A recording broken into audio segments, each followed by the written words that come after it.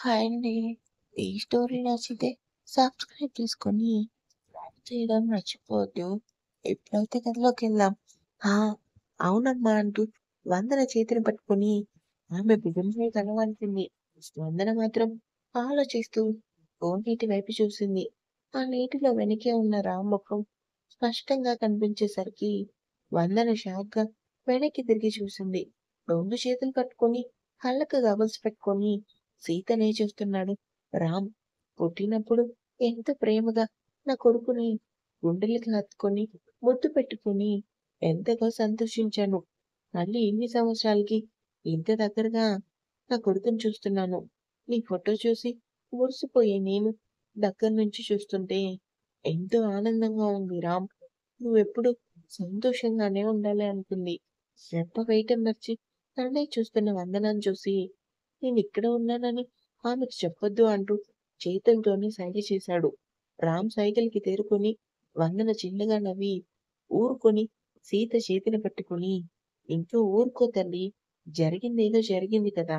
అంతా అయిపోయాక ఎందుకు బాధపడ్డాను చెప్పు? నా బాధ అందుకు కాదమ్మా.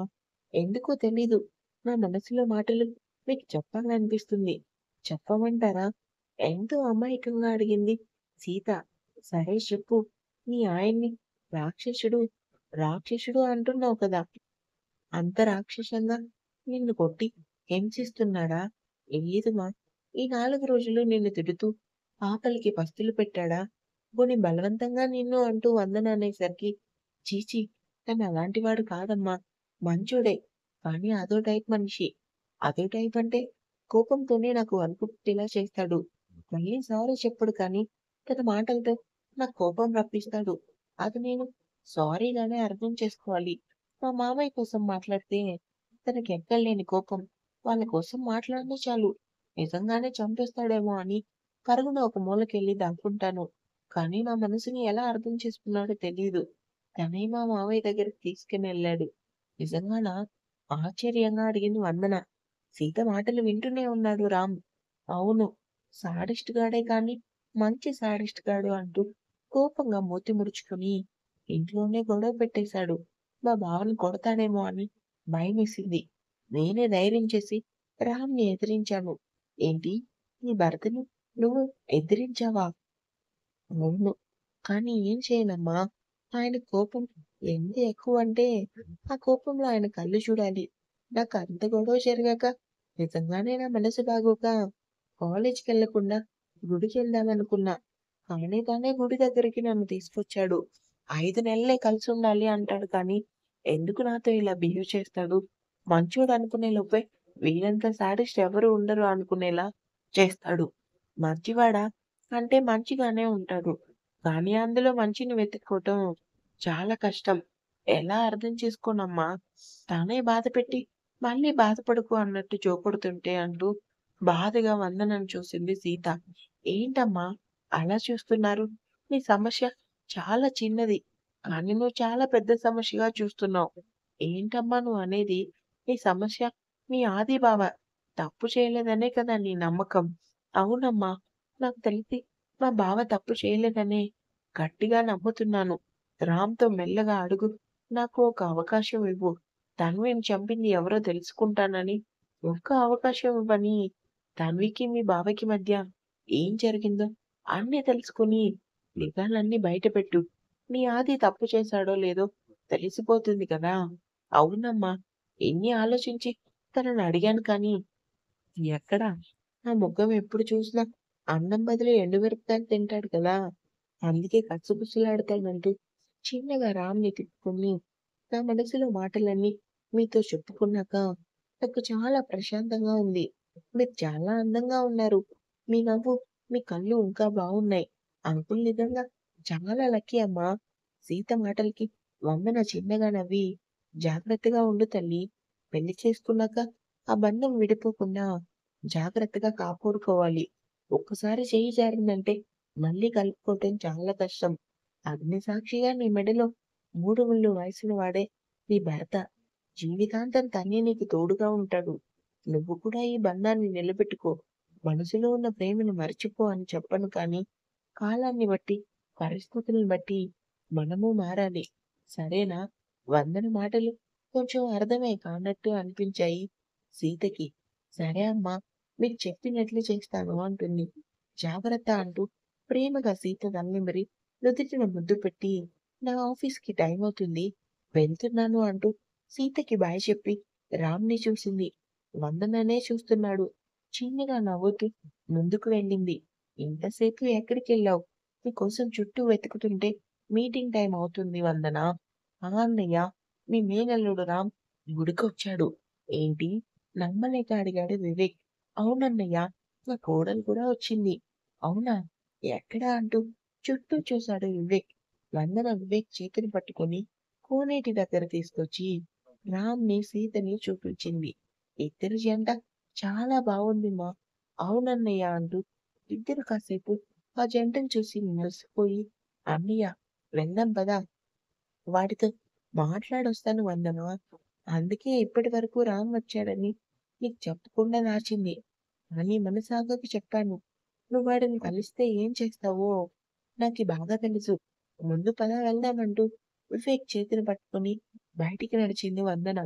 కాసేపటికి సీత పైకి లేచి వెనక్కి తిరిగి ఎదురుగా ఉన్న రామ్‌ని చూసి షాక్ అయింది. ఏమాత్రం గొడవ పడినా తనకే పగులుద్దనుకుని కామ్‌గా ముందుకెళ్తుంటే, ఆగు, అయిపోయాను. అంతా వినేశాడు. క్లాస్‌లో వినాల్సిన క్లాస్ ఇప్పుడు వీడు చెప్తే వినాలనుకుని నాకు కాలేజ్ టైం అవుతుంది. వెళ్ళాలి. చేసిన యాక్టింగ్ చాలు. ఏంటి సోది చెప్తున్నావు? నీ సోది చెప్పాను. నా కోపం రప్పించకు. నా టైం వేస్ట్ చేయకండి అంటూ పొగరుగా బయటికి నడిచింది సీత. ఎప్పటిలానే కోపంగా తిట్టుకొని కారెక్కాడు రామ్. ఏంట్రా, షూటింగ్ అయినా ఇంకా భోజనం చేయకుండా కూర్చున్నావు? లేదు శౌర్య, నాకు ఆకలిగా లేదు. ఏమైంది రామ్? ఆర్ యూ ఓకే అంటూ రామ్ పక్కన కూర్చొని ఏంటి ఏదో ఆలోచిస్తున్నావు? ఏం లేదు సీత కోసం. ఏంటి సీత కోసమా? నువ్వు సీత కోసం ఆలోచిస్తున్నావా? అంటే ఏంట్రా నీ మాటలకు అర్థం? తనంటేనే గిట్టని నీకు తన కోసం ఆలోచించడం అంటే ఏదో ఉంది. చెప్పు. మళ్ళీ మీ ఇద్దరికీ గొడవైందా? గొడవ కాదు.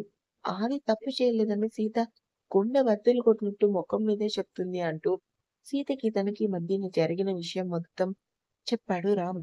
వాళ్ళ బావ మీద అంత నమ్మకం ఉంది కాబట్టే కదా నిజంగా తప్పు చేయలేదు అంటుంది. సీత అన్నట్టు తనకు ఛాన్స్ ఇవ్వచ్చు కదా. రేయ్, వాడు చంపినట్టు ఫొటోస్ కూడా చూపించాడు. మీ నాన్న మీ నాన్నే చూసారు కదా తన్విని చంపింది. అంతా అయిపోయాక ఛాన్స్ ఇచ్చినంత మాత్రాన తప్పు ఒప్పు అయిపోతుందా? లేదంటే సాక్ష్యాలు మారిపోతాయనా? కూల్ రామ్. ఎందుకంత కోపం? ముందు చెప్పేది విను. నువ్వు ఎలాంటి వాడివో ఏంటో నా మనసుకు తెలుసు. ఎందుకంటే నేను నీ బెస్ట్ ఫ్రెండ్‌ని కాబట్టి. ఆది కోసం మనకు పూర్తిగా తెలీదు కానీ సీతకు తెలుసు. ఎందుకంటే తను ప్రేమించింది కాబట్టి. పైగా బాగా వరదల్లో. అంటే నీ ఉద్దేశ్యం ఆది ఏ తప్పు చేయలేదనా? వాడు తప్పు చేశాడో లేదో విషయం పక్కన పెడితే, సీత అడిగినట్టు ఒక ఛాన్స్ ఇవ్వు. మనకి తెలియని నిజాలున్నాయేమో. తన్వి మరణం వెనుక ఎవరికీ తెలియని రహస్యం ఉందేమో. శౌర్య, కోపం తెచ్చుకోకు రామ్. సీతకి ఒక అవకాశం ఇవ్వు. ముందు ఈ టెన్షన్స్ అన్ని పక్కన పెట్టి భోజనం చేయరా అంటూ శౌర్య లంచ్ బాక్స్ ఓపెన్ చేసి రామ్ ముందు పెట్టాడు. తనకి ఇష్టమైన ఫుడ్ ఐటెమ్స్ చూడగానే సీత తనకి వండిన వంటలు గుర్తొచ్చి చిన్నగా నవ్వుకున్నాడు. ఏంట్రా, నీలో నువ్వే నవ్వుకుంటున్నావు? ఏం లేదు. భోజనం చెయ్యి. లేట్ అయింది కదా అంటూ భోజనం చేశారు ఇద్దరు. తింటున్న రామ్ మాత్రం ఏదో లోకంలో ఉన్నాడు. రేయ్, నువ్వు మరీ ఎక్కువ ఆలోచిస్తున్నావు కదా. షూటింగ్ కి టైం అయింది అంటూ సౌరి హ్యాండ్ వాష్ చేసుకుని షూటింగ్ ప్లేస్‌కి వెళ్ళాడు. ఎవరావిడ? ఎందుకు గుడిలో పదే పదే నన్ను చూసింది? పైగా తన ప్రేమ కోసం కొడుకుని త్యాగం చేసిందంటే దానికి అర్థమేంటి అనుకుని షూటింగ్‌కి వెళ్ళాడు. మేడం, మార్నింగ్ మీకోసం మీ ఫ్రెండ్ వచ్చారు. నా ఫ్రెండా? ఎవరు అంటూ ఆశ్చర్యంగా అడిగింది వందన. పేరడిగితే చెప్పలేదు మేడం. పైగా మన ఆఫీస్ క్యాంటీన్‌లోనే మార్నింగ్ నుంచి మీకోసం వెయిట్ చేస్తున్నారు. డీటెయిల్స్ అడిగితే ఈ కార్డ్ మీకివ్వమని చెప్పారంటూ వందన చేతిలో కార్డ్ పెట్టి బయటికెళ్ళింది మేనేజర్. కార్డ్ చూసిన వందన ఎవరిది? ఈ వైష్ణవి కంపెనీ అనుకుని క్యాంటీన్‌కెళ్ళి వందన ఎదురుగా తన కోసమే ఎదురు చూస్తున్న విశ్వం చూడగానే గుండాగినంత పనయింది. చాలా సంవత్సరాల తర్వాత వందనను చూసేసరికి విశ్వ ఎంతో బాధగా ముందుకు వచ్చి ఎలా ఉన్నావు వందన? ప్లీజ్ నీకు దండం పెడతాను. దయచేసి నువ్వు ఇక్కడి నుంచి వెళ్ళు. ఏమాత్రం మా అన్నయ్య నిన్ను చూశాడంటే నిజంగానే చంపేస్తాడు. నీతో మాట్లాడదామని వచ్చాను వందన. వందన కంగారుగా చుట్టూ చూసి విశ్వ చేతిని పట్టుకొని పక్కకు తీసుకెళ్ళి, ఎందుకు మళ్ళీ నా కంటికి నువ్వు కనిపించావు? నీకింకా కోపం పోలేదా? ఎలా పోతుంది విశ్వ?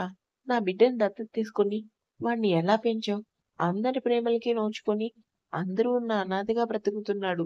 అది చాలదు అన్నట్టు చివరికి వాడిని అర్థం చేసుకునే అమ్మాయినిచ్చి పెళ్లి చేస్తారనుకుంటే మీ పంతాలకు పోయి వాడి జీవితాన్ని నాశనం చేశారు.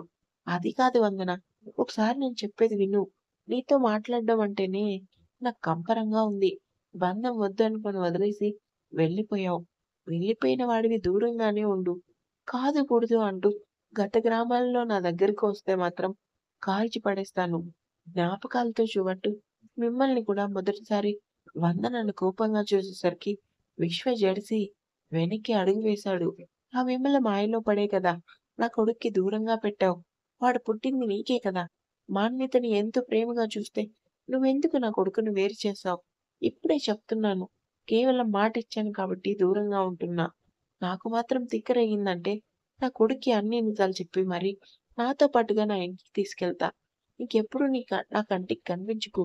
గెట్ ఔట్ అంటూ గట్టిగా అరిచింది వందన. వందన మాట్లాడే ప్రతి మాటకి విశ్వకి నోటి మాట రాలేదు కానీ వందన తనకి ఎదురొచ్చి చెప్పేసరికి కోపంగా ముందుకొచ్చి వందన చేతిని పట్టుకొని దగ్గర తీసుకున్నాడు. ఊహించని చర్యకి వందన షాక్‌గా విశ్వ వైపు చూసింది. ఏంటి తెగ రెచ్చిపోతున్నావు?